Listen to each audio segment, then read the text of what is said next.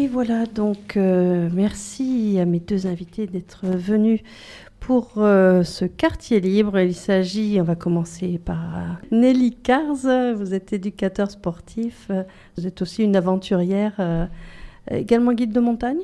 Accompagnatrice en montagne. Accompagnatrice de en montagne, guide naturaliste, avec à l'avenir un challenge effectivement autour de l'eau. Donc, il y a le sujet de ce dont on va parler aujourd'hui. Voilà, merci. Et puis, à vos côtés, Bruno Lambert, que l'on connaît bien sur Fréquence Mistral, mais on va quand même le présenter. Bruno Lambert, qui est guide de montagne, qui est aussi... je suis accompagnateur, Odile. Accompagnateur, ouais. D'accord. Guide, c'est pas ça. Je suis accompagnateur, guide naturaliste, et j'ai été guide d'expédition, donc un petit peu sur tous les milieux de la planète. Voilà. D'accord. Et bien sûr, on va parler des marcheurs de la Terre, les marcheurs de la Terre qui fêtent leurs 20 ans. On va rappeler le concept puisque vous êtes allé à l'origine. En fait, les marcheurs de la Terre sont nés sur la banquise en 1995, alors que je marchais sur le pôle, en direction du pôle Nord. Et suite à cet exploit, parce qu'en fait ce challenge donc a été un record, hein, il y a eu un record de vitesse. Ma coéquipière est devenue donc la première femme à atteindre le pôle Nord magnétique à pied. J'ai gambergé pendant à peu près 2 ans et j'ai déposé une marque, les Marcheurs de la Terre, en 1997, qui use du concept de l'aventure vécue et de l'expérience vécue comme vecteur de connaissance et d'émerveillement. C'est-à-dire qu'en fait, nous faisons de la sensibilisation et de l'éducation environnementale à partir d'un exploit sportif. Alors c'était valable en 1995 alors que la marque n'existait pas. En 1997, j'ai préparé un programme d'expédition qui a duré une bonne quinzaine d'années, voire même plus. Et à chaque expédition était associé donc un programme éducatif. Alors à l'époque, c'était rigolo parce qu'on avait que le téléphone, la radio, il y avait un suivi en temps réel avec le fax. Bon, maintenant, ça se fait par Internet. Et à travers le rêve et l'aventure véhiculés par ces expéditions et ces explorateurs ou ces sportifs, dans le cas de Nelly, on fait passer de très nombreux messages sur les problématiques écologiques. Alors là, effectivement, on va parler du projet Water Stories, donc sur l'eau, mais également des forêts tropicales, de la déforestation, du réchauffement climatique, etc., etc. Voilà, c'est associer l'aventure à la sensibilisation environnementale. Alors vous êtes intervenu beaucoup dans des écoles Ah oui, depuis l'origine des marcheurs en 97, même avant, parce que moi ça fait maintenant plus de 30 ans que je suis dans l'aventure, j'ai arrêté de compter, hein, mais je pense qu'on a dû visiter près de 100 000 personnes. Voilà. Alors dans ces 100 000 personnes, il y a également les grands salons, les grands événements, où là vous allez voir de 5 à 10 000 personnes sur 3-4 jours de présence. Après, ça fait quelques centaines d'écoles, alors écoles, collèges, lycées, etc., etc. Beaucoup d'interventions auprès du grand public aussi. Donc il y a eu effectivement énormément d'interventions pédagogiques. Et aujourd'hui, on peut mesurer les retours, parce qu'en fait, les plus petits chez qui on est intervenu il y a 25 ans de ça et 20 ans de ça, bon, sont adultes et ça a quand même laissé quelques traces, quoi. Voilà. Alors, on va parler de ces projets à venir. Vous avez écrit aussi des livres, je ne sais pas si on Oui, il y en a a parlé. quelques livres, quelques films. Il y a pas mal de records sportifs aussi, hein, que ce soit dans la jungle, au pôle ou ailleurs. C'est vrai que souvent, quand j'exprime les marcheurs de la Terre en chiffres, c'est assez hallucinant parce que ça fait voilà, près de 100 000 personnes visitées. Plus de 100 000 km à pied, à la pagaie, à la voile, ça fait 4 000 bivouacs à peu près. Donc ce sont quand même des chiffres assez astronomiques, des températures de moins 55, moins 60 et de plus 60 aussi, des isolements sans voir un être humain qui peuvent durer 40, 50, voire 90 jours. Donc c'est quand même des grosses explorations, quoi. Il n'y a pas que le volet éducatif, hein, le volet sportif était déjà très engagé, elle l'est encore d'ailleurs. Et ça a donné suite, évidemment, à pas mal de films, de livres, et voilà, quoi. Alors, on peut en trouver et en voir sur votre chaîne YouTube, Les Marcheurs de la Terre. Alors, effectivement, donc, sur la chaîne YouTube, qui est relativement récente, on a mis quelques clips correspondant aux premiers âges des Marcheurs de la Terre. Donc, c'est vrai que ça fait un petit peu figure d'archive. Et depuis quelques temps, avec la nouvelle société de production rattachée aux Marcheurs de la Terre, Octopus Production, donc une société de production de documentaires, on a mis des clips beaucoup plus actuels, et dont la promotion des livres, des projets éducatifs, etc. Mais on peut également voir pas mal d'extraits de films d'expédition en Amazonie ou autres. Voilà. Alors, vous parliez d'une absence des marcheurs de la Terre pendant quelque temps. Oui, alors ça, c'est toujours pareil. D'ailleurs, j'ai fait une petite biographie, on a fait une petite biographie qui est diffusée maintenant sur YouTube, puisqu'on m'a souvent demandé, on m'a dit, on ne voit plus. On ne voit plus dans les médias, on ne voit plus en conférence. Et en fait, ce qui s'est passé, mais je crois que c'est un petit peu chez tout le monde pareil, au tournant de la quarantaine, je suis devenu papa. Et j'avais pas mal de ménage à faire dans ma tête, comme beaucoup de gens, donc je le dis ouvertement, quoi. Et ce qui fait que, ne pouvant pas tout faire à la fois, j'ai pris un petit peu de recul, pensant que j'allais réellement m'isonner. Je ne savais pas vraiment si j'allais revenir dans le monde de l'aventure professionnelle, c'est-à-dire avec l'environnement médiatique, politique, les financiers, etc. C'était un milieu qui était un petit peu... C'est la face cachée de l'aventure, hein, tous les professionnels le savent, un petit peu dans le domaine des artistes, c'est pareil aussi. C'est pas ce qu'il y a de plus plaisant. Et puis, il fallait quand même revenir, quoi. Revenir parce qu'effectivement, c'était une nécessité pratique et professionnelle, et revenir parce que le message personnel, enfin, les messages que je voulais transmettre étaient parfaitement synthétisés au niveau personnel, donc aptes à être transmis. Voilà. D'où cette absence qui a duré quelques années où je suis parti tout seul très longtemps dans le désert, en terre de feu. J'ai marché, j'ai réfléchi, j'ai médité, j'ai écrit. Voilà. Et à côté, je jouais mon rôle de papa. Eh bien, bravo pour avoir mené tout ça de front. et puis donc un projet là autour de l'eau voilà. et pas un petit projet, mais un exploit sportif, on peut le dire, avec Nelly Cars, donc ici présente. Vous allez nager 100 km à travers les lacs et les gorges de la région PACA. Oui, tout à fait. Donc 100 km de nage autonome, je précise. Hein. Donc on n'est pas du tout sur la même discipline que la natation en piscine. La nage autonome en longue distance n'est pas du tout assurée de la même manière. On ne peut compter que sur soi. Donc les 100 km de nage vont se faire en une dizaine de jours, ce qui donne, vous pouvez faire le calcul, hein, une dizaine de kilomètres par jour à la louche. Donc. À la louche. Alors, pour ça, évidemment, vous êtes hyper entraîné. Vous continuez à vous entraîner? Je continue à m'entraîner. Hyper entraîné, non. Non. Non, pas hyper entraîné. Par contre, l'entraînement est progressif. Oui. En matière d'entraînement, donc je vais tout simplement courir, marcher, faire du vélo, faire de la muscu. La gym en salle, c'est important, mais ce qu'il faut surtout, c'est s'entraîner dans le milieu, dans le lac. Donc pas dans le milieu en piscine. Il faut aller sur le terrain, dans l'eau. Donc en ce moment, ça se fait surtout sur le lac de Sainte-Croix. L'eau était à 15 degrés la semaine dernière, donc c'est pas très chaud. Alors est-ce que vous allez nager en combinaison? Absolument. Oui, Absolument. C'est indispensable pour autant de... Pour tenir 6 à 8 heures dans l'eau sans combinaison à 15 degrés, il faudrait être sacrément costaud. C'est-à-dire 6 à 8 heures dans l'eau consécutive? Consécutive. C'est une base minimale sur une journée d'entraînement. Donc 6 à 8 heures de nage consécutive, oui. Sans pause si, je me rate quand même pour respirer, boire du thé, manger. Voilà, donc il y a des temps d'arrêt sur le sol? Non, absolument pas sur le sol. Je reste dans l'eau. Vous restez dans l'eau. Alors, je reprends la parole en vitesse parce qu'effectivement, il peut y avoir des temps d'arrêt sur la berge, parce que moi, je m'occupe de la logistique et de la sécurité, et également donc de l'équipe de tournage. Mais Nelly a omis de dire qu'elle tractait, un petit peu comme sur la banquise d'un traîneau, elle va tracter une bouée.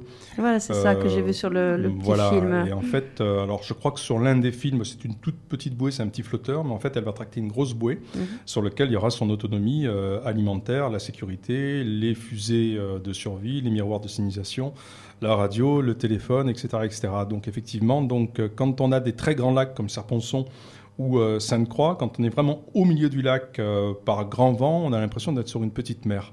Donc il faut vraiment avoir un esprit très très marin et avoir une bonne maîtrise de la mer, on va dire. Par contre, sur des petits lacs comme le lac d'Esparon ou le lac de Quinson, il est évident que là, la berge est à côté. Dans ce cas-là, s'il y a un souci ou s'il y a besoin de se reposer, ça se fera sur la berge, quoi. Voilà. Mais c'est important de voir que sur les lacs de PACA, on a quand même 3 très grands lacs. Je pense à Serponçon, à Sainte-Croix et à Saint-Cassien, donc dans l'arrière-pays de Cannes. Les autres offrant plus de facilité de repli en cas de pépin. Voilà. sont beaucoup plus étroits. Quant aux gorges, on parle bien des gorges ennoyées, parce que c'est pas de l'eau vive, donc ça va être la fin des hautes gorges du Verdon et les moyennes et les basses gorges du Verdon.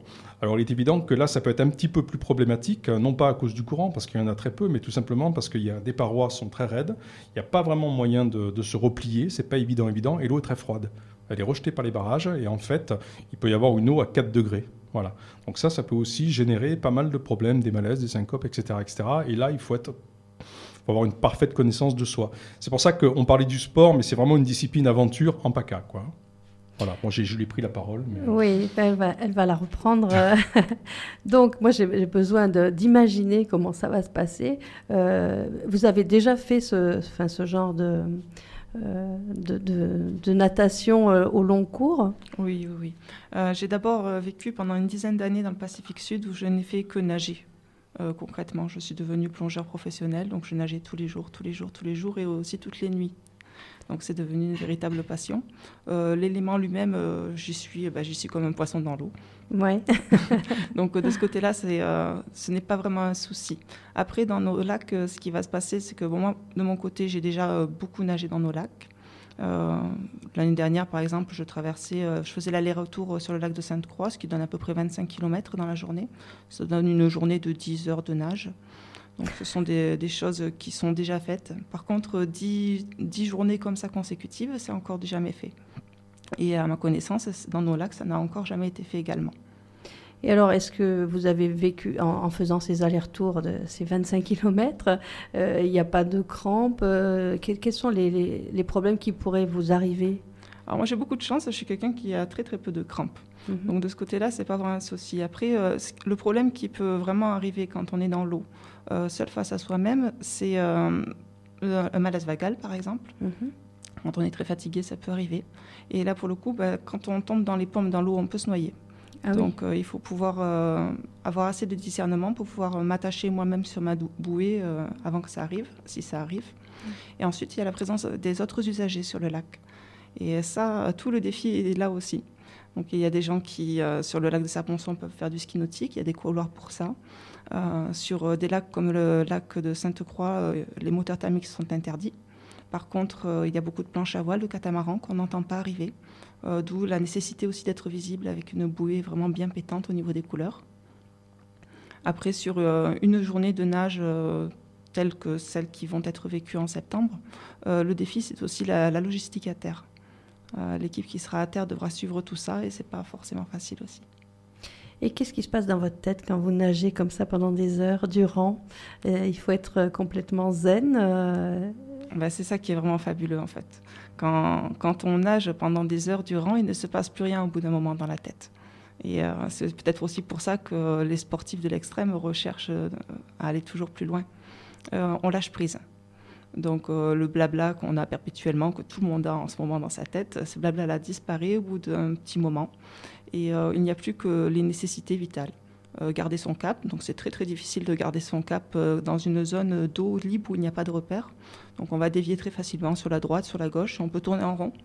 Ça, on ne fait pas attention. Oui, ça va très vite. Donc pour garder mon cap, moi j'ai deux solutions. D'abord, je lève la tête très souvent. Ça me permet aussi de vérifier s'il n'y a pas des planches à voile, des bateaux, etc. Et j'utilise l'inclinaison des rayons dans l'eau par rapport à celle des vagues. Et ça me permet de garder un cap approximatif. Après, ce qui se passe dans ma tête au bout de quelques heures, c'est le non-pensé. Et, je vais croiser de gros poissons, ça arrive souvent. Ça peut réveiller des sensations un peu impressionnantes qui me rappellent pour moi de bons souvenirs. Quand je nageais beaucoup dans le Pacifique Sud, il y avait des très très gros poissons et ça pouvait faire très peur, mais c'était aussi fabuleux. Mais dans les lacs, on peut retrouver ça également.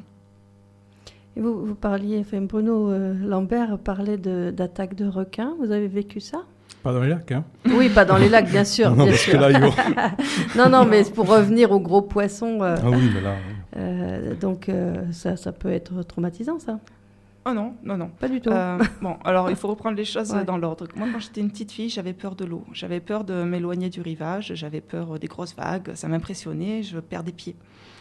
Quand je suis partie vivre en Nouvelle-Calédonie, je me suis rapidement tombée amoureuse de l'eau. Donc, il a fallu passer cette peur pour aller voir ce qu'il y avait dessous. Et le monde qui était dessous était tellement passionnant que les peurs ont disparu assez vite.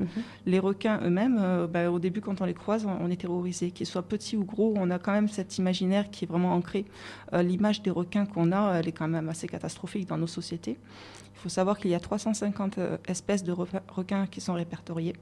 Sur ces 350, il n'y en a que 5 qui sont qualifiées de dangereuses pour l'homme, que les attaques de requins sont vraiment rares. Les moustiques tuent chaque année des milliers de personnes dans le monde. On n'en fait pas forcément tout un plat. Par contre, médiatiquement parlant, quand il y a une attaque de requin, ce qui est dramatique quand même, c'est très, très, très, très, très médiatisé. Et du coup, on a très vite peur du requin, alors qu'on ne devrait pas nécessairement avoir peur. Et le requin, quand on le croise dans l'eau, il va le savoir si on a peur. Il va le sentir, il va entendre notre rythme cardiaque qui va s'accélérer. Et pour lui, c'est du 10 sur 10, il peut le lire à travers nous. Donc croiser un requin, déjà, c'est garder une contenance très différente. Il faut, non pas comme avec les chiens, par exemple, les chiens, il ne faut pas les regarder dans les yeux. Un requin, au contraire, il faudra vraiment le tenir à l'œil, il faudra qu'il sache qu'on le regarde. Ensuite, effectivement, si on n'a pas peur, c'est une très bonne chose, mais dans la réalité, on a peur. Et il faut faire basculer cette peur de manière à être tranquille avec soi-même. Et le requin le sentira, il sentira cette contenance. Et à partir de là, oui, je peux parler des attaques de requins. Donc j'en ai vécu, pas des grosses, il me reste tout mon corps en entier. Ouais. J'ai pas été mordue. Mais vécu, c'est-à-dire plusieurs. Oui. Comme j'étais pêcheur, j'étais également plongeur sous-marin en apnée. Et je pêchais en apnée. Et comme tous les plongeurs en apnée, quand on pique un poisson, il arrive des fois qu'on le pique mal. Donc le poisson s'échappe. Et les requins savent qu'il y a un poisson qui s'est échappé. Donc les requins font très rapidement une association entre le bruit de la flèche du chasseur et le poisson qui s'est échappé. Donc dans la zone où je plongeais régulièrement, il y avait un petit requin tigre qui a grandi quasiment avec nous et qui a commencé à devenir assez incisif. Un requin tigre, c'est un requin dangereux. Là, c'est vraiment clair. C'est un requin impressionnant aussi, même quand ils sont petits. Et oui, c'est arrivé qu'il attaque. Donc moi, je me suis fait mordre une palme. C'est des choses qui arrivent. On n'a plus envie de remettre les pieds dans l'eau pendant un petit bout de temps. Mais ce n'est pas aller au-delà. Donc le requin a fait une attaque envers moi, tout simplement parce qu'il m'a associé au poisson qui pouvait être piqué. Et il a considéré que le plongeur pouvait lui donner du poisson. Ah oui. Bien. Bon, on n'a pas ça dans nos lacs. On n'a pas ça dans les lacs, heureusement. Mais il y a des grosses bêtes dans nos lacs quand même. Oui. Oui. Il faut savoir que le lac de Sainte-Croix a été noyé il y a 40 ans et donc l'écosystème aquatique qui avait à l'époque était un écosystème de rivière s'est transformé. Il y a eu des apports d'espèces exogènes, c'est-à-dire des apports d'espèces qui sont sortis des aquariums. On le voit facilement avec les tortues de Floride, qui sont des petites tortues de compagnie que les gens ont chez eux. Alors généralement, les insectes de chasse, c'est gros comme ça, quoi. Sauf que ça devient énorme, une tortue de Floride. Et actuellement, au lac de Sainte-Croix, vous avez des très très grosses tortues qui massacrent les tortues donc indigènes. Alors, on peut imaginer qu'effectivement, il y a certains poissons tropicaux aient été relâchés. Étant donné que la température de l'eau commence à monter d'année en année, de toute façon, ces poissons, il arrivera peut-être un moment donné où ils vont trouver un milieu de vie suffisamment confortable pour se développer. Et là, on risque d'avoir des surprises. Ceci dit, il ne faut absolument pas fantasmer. Mais ça se voit, ça se sait. Il n'y a pas que les crocodiles dans les égouts de Paris, ou les anacondas, ça on le sait très bien. Il peut y avoir des espèces qui mutent, tout simplement, dans nos lacs et dans nos rivières. Voilà. Donc, Nelly Cars, vous allez traverser ces lacs de notre belle région. Vous avez donc un moral, un mental fort. Il est indispensable d'être tranquille pour nager. Ça peut être dangereux aussi si on a la tête vide, comme les plongeurs en apnée, par rapport aux dangers qui pourraient survenir. Alors, on n'est pas dans le grand bleu. Oui. Mais ça peut s'en rapprocher des fois. Il faut pouvoir se préparer mentalement à toutes sortes de situations. Donc si on se conditionne à réagir d'une certaine manière en fonction d'une certaine situation, donc c'est de la préparation mentale, on réagira naturellement. C'est un réflexe après. Donc le mental, oui, il est très, très, très, très important. Il faut être tranquille dans sa tête. Il faut beaucoup, beaucoup, beaucoup pratiquer. Moi, je maintiens qu'il faut vraiment pratiquer dans le milieu et non pas en piscine. C'est formidable d'aller courir, de faire du vélo, mais c'est vraiment dans l'eau qu'il faut aller et tester toutes sortes de situations. Donc là, je ne suis plus dans la mer, je suis dans un lac. Le lac en lui-même, on n'a pas de grosses houles. Par contre, on peut avoir des vagues très cassantes qui vont s'engouffrer dans le tuba quand les thermiques se lèvent. Et on ne peut pas respirer tout à fait correctement quand les vagues s'engouffrent dans le tuba. Ça fait partie des choses qui sont difficiles à gérer. Pour ça, il faut toujours rester à minima dans son souffle. Il faut pas respirer trop fort. Il faut pas trop se fatiguer. L'idée, c'est donc on n'est pas du tout dans la préparation mentale qu'on peut retrouver dans des compétitions. Là, la compétition, elle est vraiment avec soi-même. Le défi, il est purement personnel. Et si je me prépare à telle ou telle situation, c'est pas du tout dans le but de gagner une course. C'est simplement pour vivre ce que je vais vivre en fait, nager. Alors, vous allez faire quel type de nage pour faire autant de distance? Qu'est-ce qu'on fait comme nage pour faire 100 km? Oui. Je peux juste reprendre la parole? Parce que c'est tout frais. On parlait effectivement des gros poissons, des vagues, de l'hypothermie et tout. Mais en fait, la semaine dernière, lors du dernier entraînement, c'était sur la partie sud, enfin la partie basse du lac de Sainte-Croix. Et Nelly s'est retrouvée recouverte, donc en pleine eau, d'un essaim d'abeilles. Alors ça, on n'y avait pas pensé. Du tout. Et c'est en parlant du tuba. Donc le tuba, c'était un essai en déplacement. Ouais. Donc la reine a dû avoir un problème de navigation, quoi. Voyant Nelly, ils ont pensé que c'était une embarcation ou un rocher, et l'essaim s'est posé sur elle. Alors l'essaim, c'est quand même 30 000 abeilles à peu près. Et donc là, c'est le coup du tuba. Ouais, l'idée, c'est de boucher le tuba. Il faut faire attention parce qu'il faut quand même boucher le tuba et se débrouiller pour respirer autrement. Parce que sinon, on va aspirer toutes les abeilles. Et ça, on n'y aurait pas pensé. Ouais. En ayant tout remué dans tous les sens, honnêtement, moi, j'avais pas pensé. Quand elle m'a sorti ça l'autre jour, ouais, ça peut arriver aussi, quoi. Donc, comme quoi... Donc, vous étiez au milieu du lac ? Elle était toute seule, il n'y avait pas d'assistance. Ouais. Et vous avez senti, comment vous avez été informé? Ça fait partie de la magie de ce qui se passe quand on se dépasse. Ouais. J'ai été en train de penser aux essaims d'abeilles. Et je me suis dit, tiens, il faudrait que je regarde s'il n'y a pas un essaim sur la berge, sur une zone que j'ai connue pour avoir vu avec un essaim. Donc la berge était assez loin. Je me suis dit, s'il y a un essaim, je vais le repérer. Il y aura une boule noire de très loin. Et j'étais donc en train de penser aux essaims. Et je lève la tête et j'étais dans l'essaim. Et alors, qu'est-ce que vous avez fait? J'ai bouché mon tuba et puis je me suis précipitée sur l'appareil photo. Et manque de peau, elles sont reparties avant que je puisse prendre des photos. Alors là c'est sympa pour l'anecdote, mais moi je reviens aussi sur un phénomène qui est très connu des sportifs de l'extrême ou des explorateurs. C'est ce fameux non-pensé. Alors effectivement, comme vous le retiez tout à l'heure, on peut perdre la boule, mais quelque part, le fait d'arriver dans cet état de non-pensée, c'est retrouver l'animal qui est en nous. Et en fait, on a une hyper-perception de notre environnement. C'est-à-dire que moi, je l'ai vécu X fois au pôle. L'ours qui est derrière, à droite ou à gauche, on sait qu'il est là. Tel jaguar en jungle, on sait qu'il est là. On est capable de trouver des puits comme ça dans le désert aussi. Mais il faut vraiment rentrer dans ce phénomène-là. Et ça, on a des intuitions extrêmement fortes. C'est quasiment magique. Et ça, c'est relaté depuis l'origine des exploits et des explorations, quoi. Et ça se vit encore. Et le coup de l'essaim, c'était un petit peu ça, quoi. Après, Nelly parlait d'un réflexe conditionné. Moi, je compare ça aussi c'est le réflexe du samouraï. C'est-à-dire qu'à un moment donné, le samouraï va s'entraîner pendant 20 ans non-stop, les yeux fermés, clac, clac, clac. Et après, il va pressentir effectivement son adversaire. Donc c'est dans cet état-là qu'on se met, et cet état-là est particulièrement grisant. Il est vraiment grisant, donc il est recherché. Alors il n'y a pas besoin de faire des séminaires dans un monastère bouddhiste ou quoi que ce soit, on y est tout de suite. Voilà. Il ne faut pas se lancer de suite dans 25 km à la nage pour le rechercher. Ouais. Non, il faut se connaître d'abord. Donc, on n'aurait pas pensé à ça, un essaim d'abeilles. Et quelle nage vous pratiquez alors ?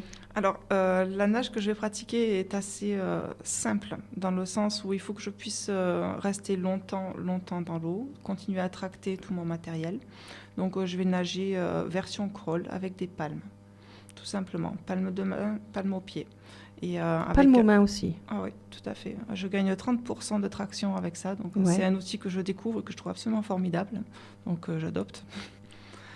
Et avec le tuba Alors, je ne vais pas prendre de tuba frontal. Les tubas frontales sont excellents parce qu'ils sont hydrodynamiques. Pour le coup, ce n'est pas nécessaire parce que je ne suis pas dans une course, donc j'aurai un tuba on ne peut plus basique qui me permet de respirer et c'est l'essentiel. Après, une combinaison, j'en ai plus qu'une, j'en ai 3. Donc une combinaison adaptée à chaque température, ou en tout cas frange de température de l'eau. Alors ça n'existe pas les combinaisons pour la nage en eau froide comme elle l'est en ce moment, pour nager aussi longtemps. Les combinaisons de triathlon sont formidables, mais en triathlon on ne passe pas 8 heures dans de l'eau à 12-15 degrés. Donc il a fallu que je me rabatte sur des combinaisons de surf qui sont très bien.